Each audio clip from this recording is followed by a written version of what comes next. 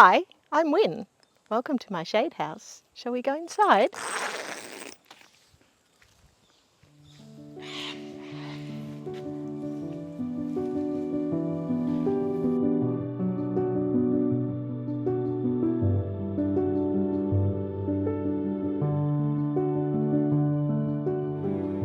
So welcome everyone to the beautiful Wynne's Shade House, where this is actually one of my most favorite shade houses here in Cairns. It is so meticulously beautiful and I am so excited that Wynne gets to show us and show you a beautiful tour of it.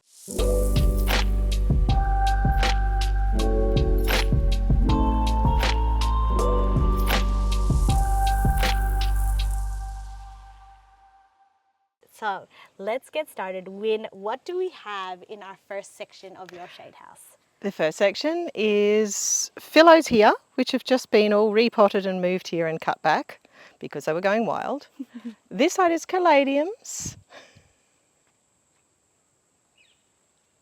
And there's a few bulbophyllum down the end that we don't talk about. And then over here, we have these. We have beautiful caladiums. Stunning. They're just so awesome. And I've just moved all my big totem plants a few benches up. Yes. And so they're all a bit yuck and chopped back, but they're all just starting to slowly establish on their poles. And how long ago was that, Wynne, when you changed it from back there to 2 weeks ago. 2 weeks? Oh, it's only 2 weeks ago. Yes. Right. Right. So things are just getting used to it. Yes. The lupinen has come down because it hit the roof. This is my favorite, just because every time we see lupinums, you imagine, I always see the really tiny little fuzzy guys, and then every time I come here and I'm like, it turns into this? It gets big. It gets amazing. So why did you change it from back there to here? I needed more room for the anthuriums. Yes. So everybody else had to move forward. There's a new thing of extra shade cloth over the top. And now I've got myself an extra few anthurium benches. And I'm sure that everyone that is watching would love to see them. We can see them. Yes, yes, yes. And I can already feel like going past here, it's significantly more shadier than in the front. Yes. Yes. It's much cooler. Definitely. Oh my gosh. Come through. Come and look at the, well, there's still phyllos here because I haven't moved them all yet. Yeah. But there is just, so we were here 6 months ago and I think it's changed so much. Yeah. Wow. It's not looking its best because everything's in a disarray because we're moving it all forward. It but still looks stunning, Wynne. Wow. So Wynne, what do we have on this bench? This bench is full of some really nice phyllos, my favourites at the moment. Well, mostly my favourites. They're all my favourites, really, like children. This is Philodendron rubrijuvenile, or the El Choco Red, which is growing nice and big and beautiful, and yeah, I just love it. That sized up really quickly. Yeah, it has. It needs repotting. And this is the Philodendron fibrosum, which I snapped the stem a little bit recently, so we try not to think about that too much. It will go really yucky in summer, but at the moment it's looking amazing. Getting stunning. And then I have the Philodendron luxurians here, which I love. Top tier. It's definitely top tier, one of my favourites, really beautiful. And then I have Recurvier? this is one of my all-time favourites, highly underrated. It's a Philodendron workoveniae, and it's a crawler, but it's got these really cool trilobe leaves. I just love it, but it doesn't have room on the bench at the moment, so it's on the ground. I have some questions that I think I'd really love to highlight your journey in trying to, your plant collection, what you have achieved. So when did your plant journey start? Probably just after I was born, because my parents are plant freaks, but they're native plant freaks. So native Australian plants are their thing. So they started indoctrinating me with planty love from a very young age. When I first arrived in far north Queensland, when I was 21, I stayed at Peter's farm, the Weinbill Arboretum, and he started beating the native plant love out of me and instilling instead a love of tropical plants, which turned out to be completely fascinating, and I fell in love. Yeah, and ever since then?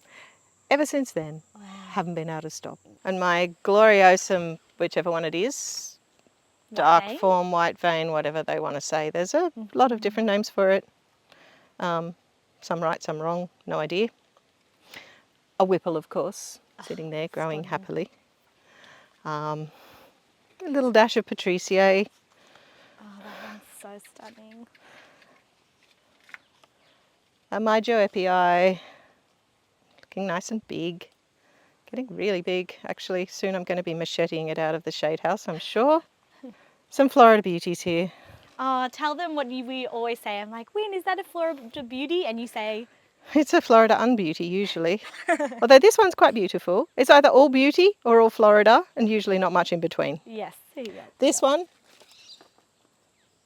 is all beauty. This one is recently cut. So probably going to grow green. Yep, hit and miss, hit and miss.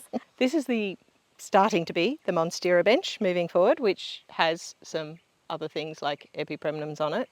But this is a Rhaphidophora tenuis silver, hopefully.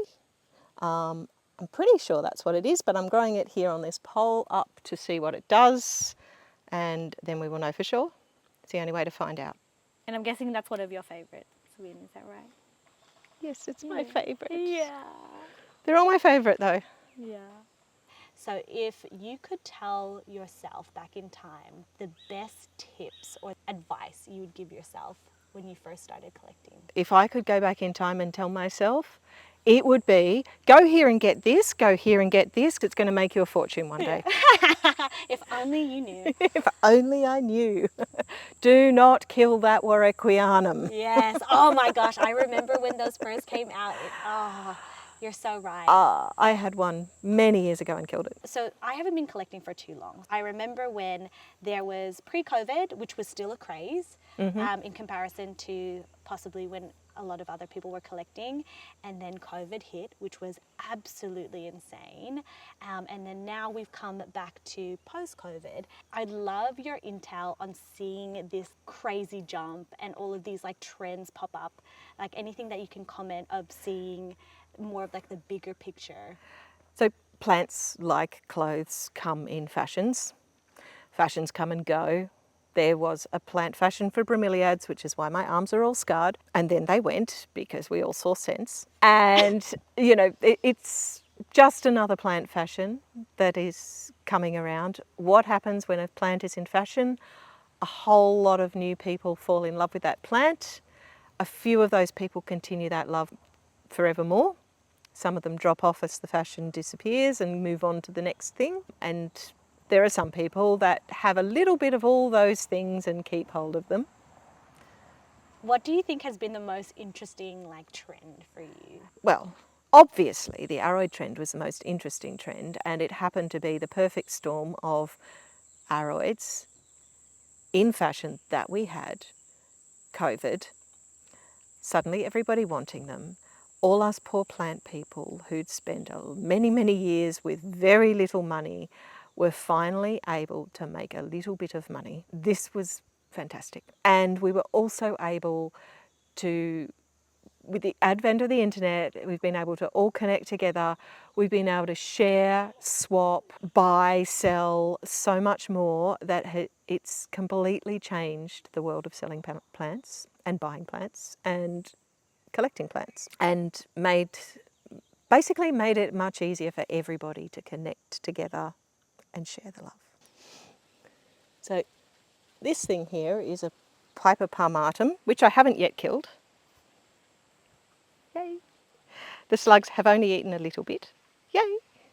It is so stunning, Wynne. It's great. It's so nice. I'm terrified of it. Yeah, so put it back. Don't anger the beast. But the texture is beautiful. How long have you had that one? I got that in April, and my dear darling neighbour Liz gave it to me for my birthday. Beautiful. Got to have good neighbours. Yeah, it's you awesome. do. Is that the inflow? Yes. Oh my gosh, what a cutie. So this bench has not yet been cleaned up, but there are some good little beauties in here. There's my turtleback lobesia that has started flowering and will hopefully set seed. I'm not really sure on lobesias, so I don't know whether it will pollinate by itself, but fingers crossed. It's getting nice and big though, and is beautifully bumpy. I feel like lobesia are making a comeback. A lot of people are starting to get into it. I'm starting to get into them, so maybe. Maybe. This one hasn't Beautiful. really. It's a gorgeous thing. Don't ask me what it's called. But more lobesia. It's a lobesia, and this one's covered in seed. Oh, Whether it will wow. grow or not. Is that pumila? Yes. Yes, that's one of my favourites too. And then, of course, there's a whippoorwill here, just looking spectacular. Oh, stunning. I love them when they look like this. They remind me of ice cream. Yum. Wynne, what is this one here? This one is freaking plush. And this leaf has just come out like completely amazing. The previous leaves were a bit boring. And it's just given me this thing. I'm like, whoa. I don't know if I ever want to sell another one again if they're all going to look that good. But I might have to sell a few. The lobes on it are so good. So when did you decide to start the shade house? So 20 years ago, I started the plan for the shade house. But we were poor because we were plant people. And for 20 years, I've been planning the shade house. But I didn't want to just do any old shade house. I wanted it to be nice. It's not big, but I want it to be manageable for me. And I still have a day job, unfortunately, so I can't go crazy. What would be your biggest inspiration, both in just your plant collecting in general, but also for the shade house? One of my first aroid inspirations was going to visit a dear friend of mine who was down south of Cairns, Helen Richardson, and she had a beautiful property full of heliconias, bromeliads and aroids, and she had a rainforest hillside covered in crystallinum. And I saw it and I went, I want that. And that started me on my Anthurium collecting so that I could get that. Shade house inspiration, it's more been what not to do. When I've looked at other people's shade houses, the things that aren't so good in the shade houses, like trees over them that drop branches and leaves, like dirt floor that gets slippery and muddy. So I wanted concrete floor. I wouldn't have done a flat roof if I could have avoided it, but it was the cheapest and easiest way. The only thing I don't like about my shade house. So Wynne is definitely well known for all of her amazing hybrids, and whenever I come into the shade house I always gravitate to this side because I know that is where all of her babies and hybridization happens. So I'd love for Wynne to tell us what her favorite ones are, what new stuff is coming along, how she starts figuring out the names for them all. The new stuff coming along is these ones here have all got Dressleri in. There's Dressleri with, well, there's Forgetii with Dressleri. There's a few other different things with Dressleri. They're all looking dark and bumpy, but they're a bit small, so they're not looking amazing They're just yet. bubbas. But they are going to turn into something good. The ones over here are starting to look a little bit more special. They are Papilamenum cross magnificum, and they're starting to get quite a bit of variation in the leaves. Some are long and strappy, some are a bit wavy, some are fat and round. It's quite exciting to see what they turn into, and it's really hard to let them go. I can imagine. So these beautiful things, Wynne, talk to us all about these beautiful pendants. Well, pendants are my secret love. So I've got a few here. They're all desperately in need of love and repotting because it's been a busy wedding season. But this is one of my favourites. It's Anthurium punctatum. Lidiflorum, of course, which I won't show you the worst of the leaves. Show the yummy ones. It's quite gorgeous. My little Wendlingeris here that are starting to do nicely. Is getting that some the bigger straight leaves. form or the I curly have spadix no form? idea. It's a mystery, possibly curly, possibly straight. A little Friedrich Stahli here is a cute little thing that stays cute. It's interesting Talamaceae group thing. Yeah, I love that one too. The roots are going nuts. And this is possibly a pseudospectabile. It may have a bit of something else in it. Yep.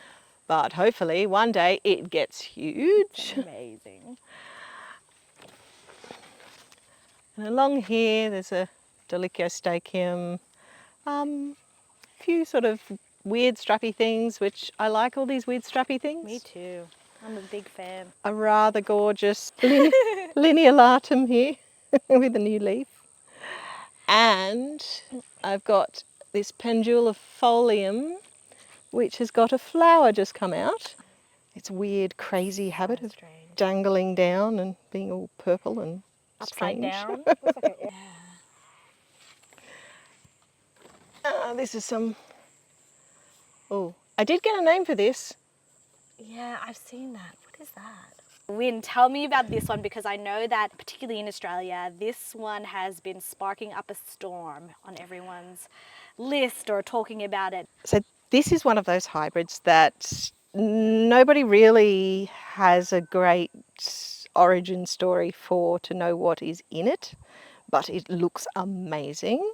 So we're nicknaming it Black Hole because it sucks all the light out of the universe, but with, for want of a better thing to call it, I've given it a nickname, but it's rather stunning. It is so stunning.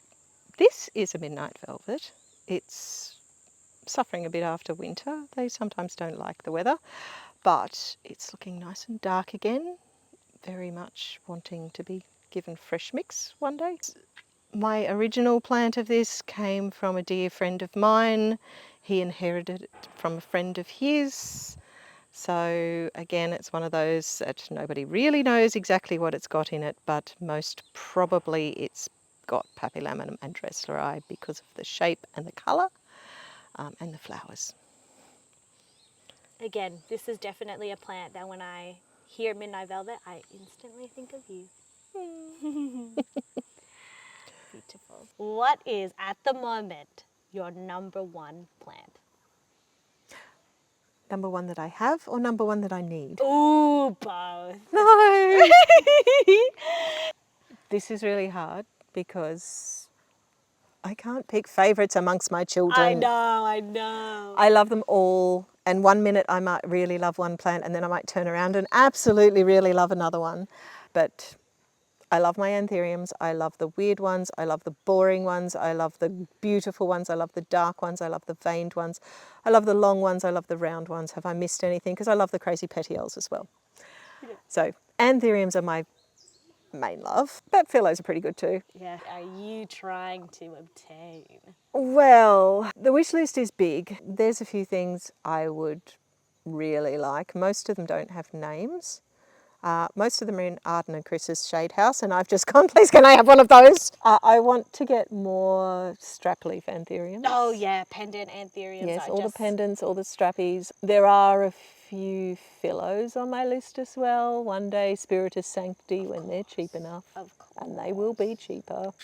Oh, they're stunning, Wynne. So another one of my secret little loves is triangular petioles. Absolutely. In fact, any weird petiole, but triangular ones. So this is Anthurium villanorum, and it has a cute little tiny itsy bitsy flower coming. And this one is Anthurium pulchrensis, and it also has a little tiny flower.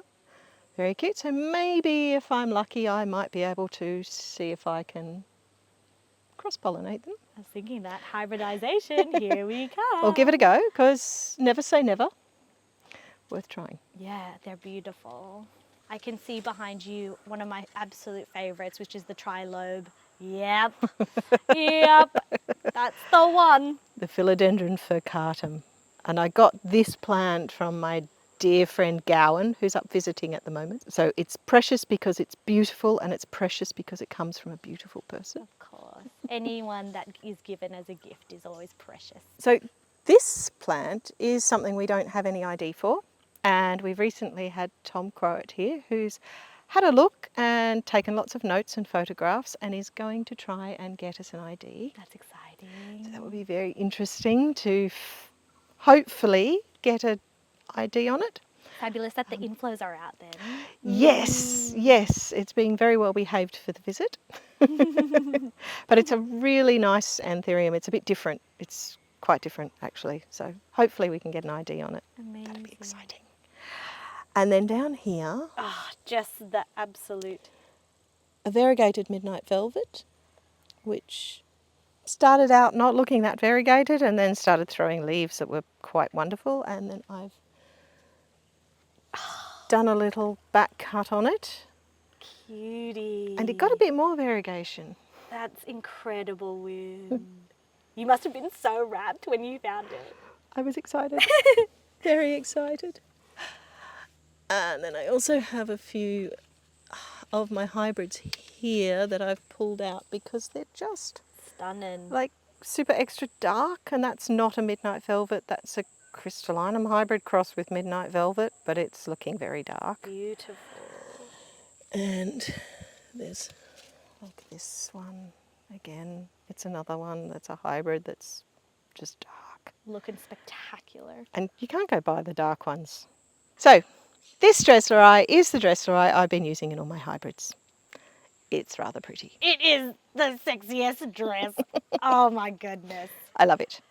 I just love it. It's got a few babies on it at the moment. I might cut that next flower off because I don't want to stress it.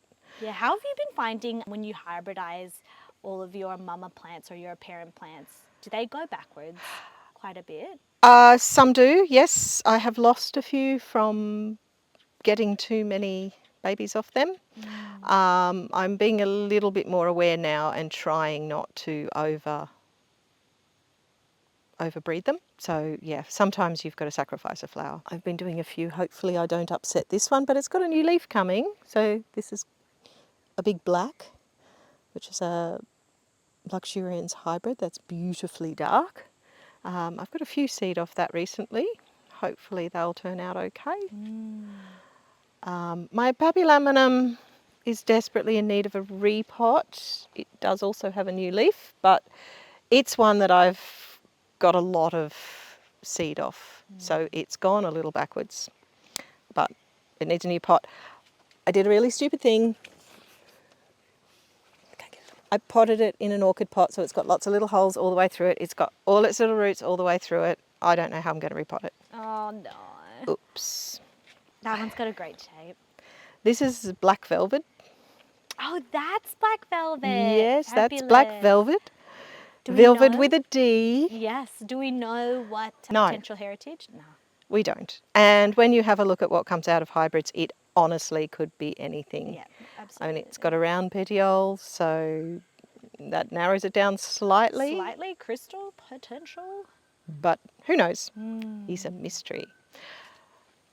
This Oh, my one is the Betty's Sang.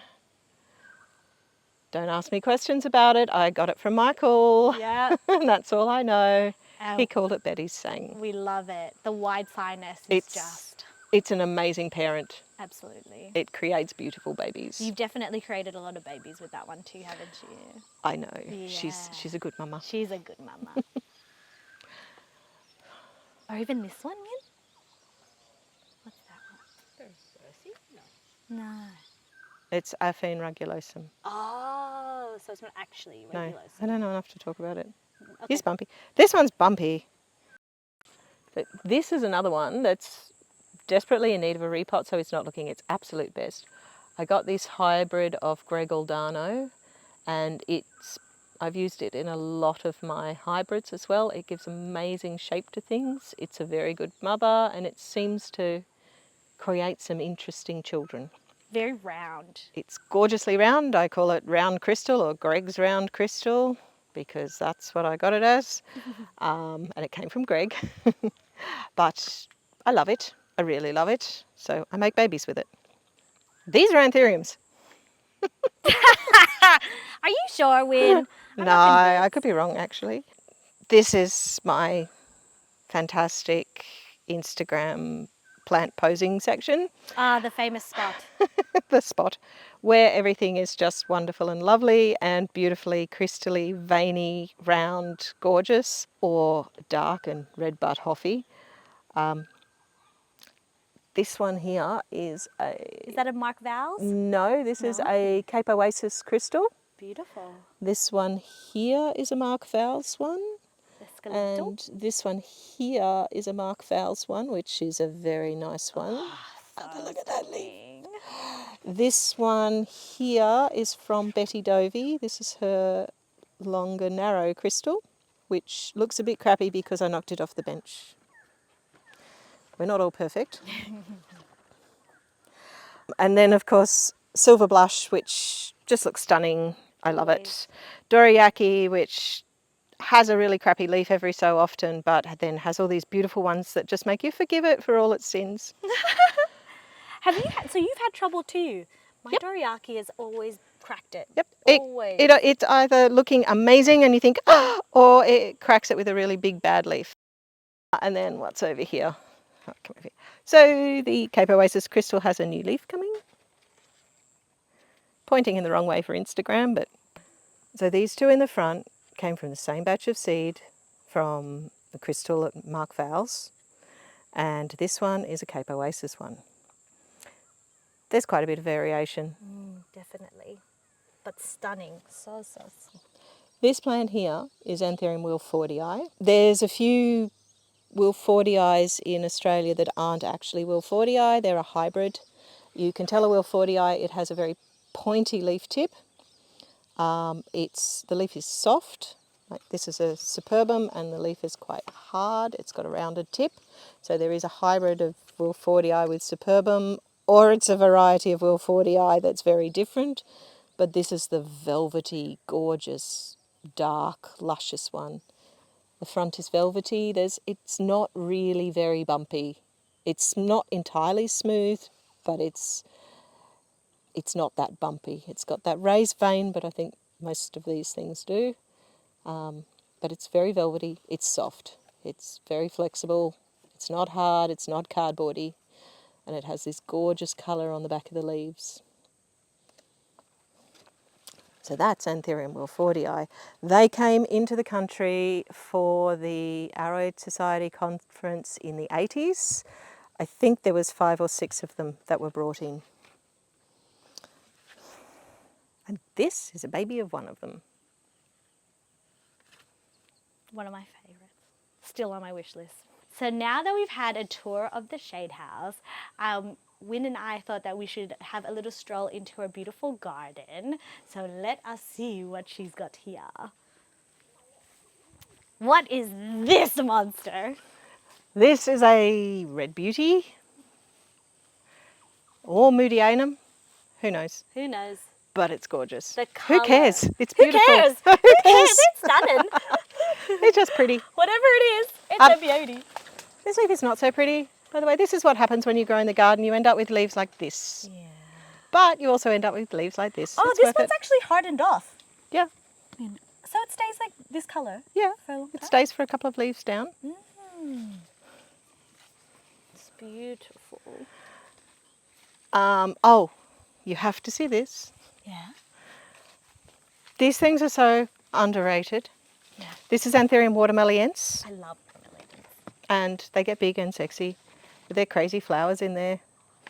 And this one is Anthurium brownii. Oh, brownie eye. Yeah. And people just ignore them and think they're yuck, but they get like this. So if you get a brownie eye, you grow it really well, you end up with a great big huge fat leaf that looks amazing. Yeah. Absolutely gorgeous. Oh, talk about your garden velvet. And that's my garden velvet. That is just one of my favourite things on this planet. Yeah, you're just weird. Why? I So- love it so much. This is my garden velvet for obvious reasons. It's in the garden and it's a velvet. I've hybridized it with Midnight Velvet, which is garden velvet cross Midnight Velvet, of course, which is Sam's favourite. It is my fave. Beautiful, dark, lovely. It's a nice plant. I just love the veins. They're so spidery, and especially the centre, like that leaf over there is just so good. And I've had this plant growing in the garden here. Well, we've had it growing since we first moved in here in the early 2000s, and it's been growing in the garden here for about 6 or 7 years now. Love it. Growing from seed.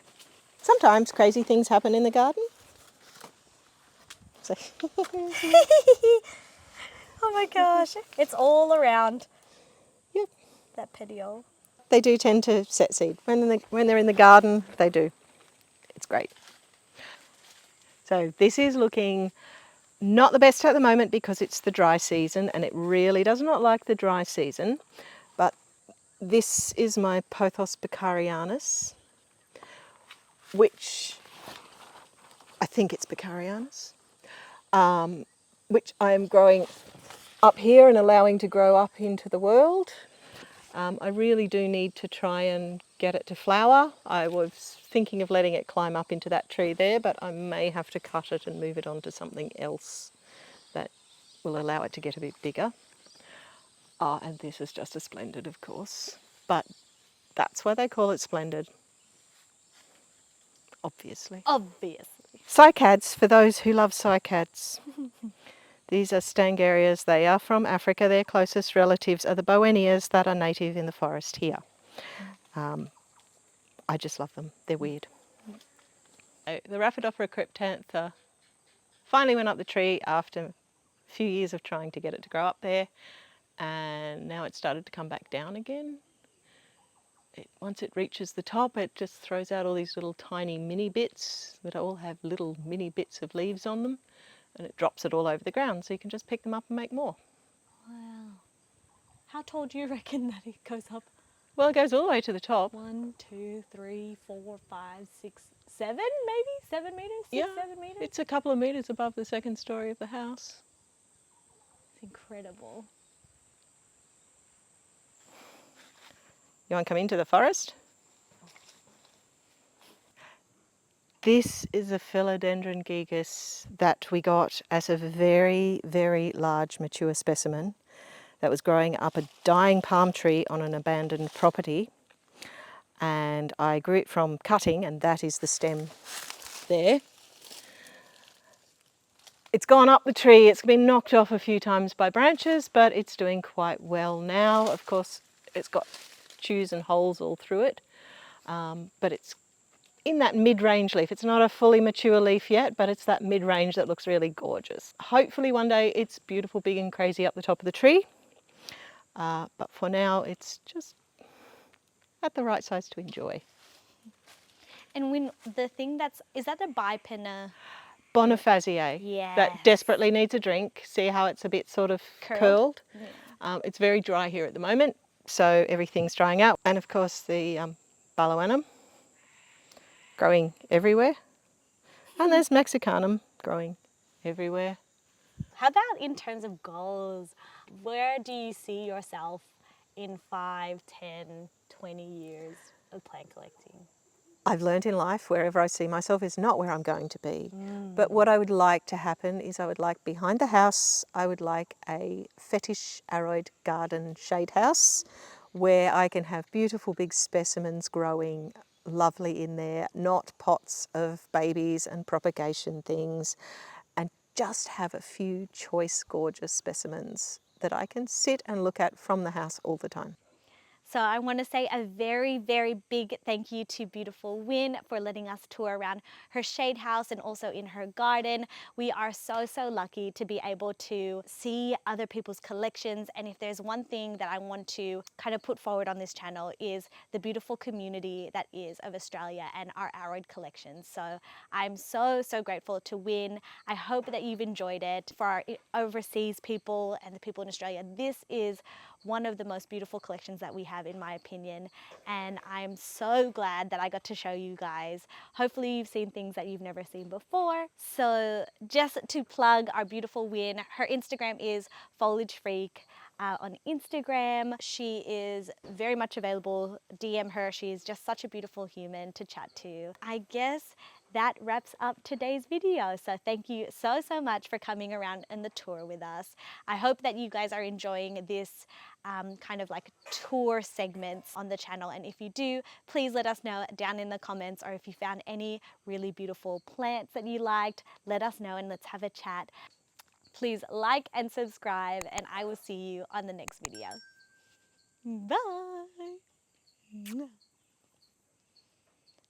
Bye!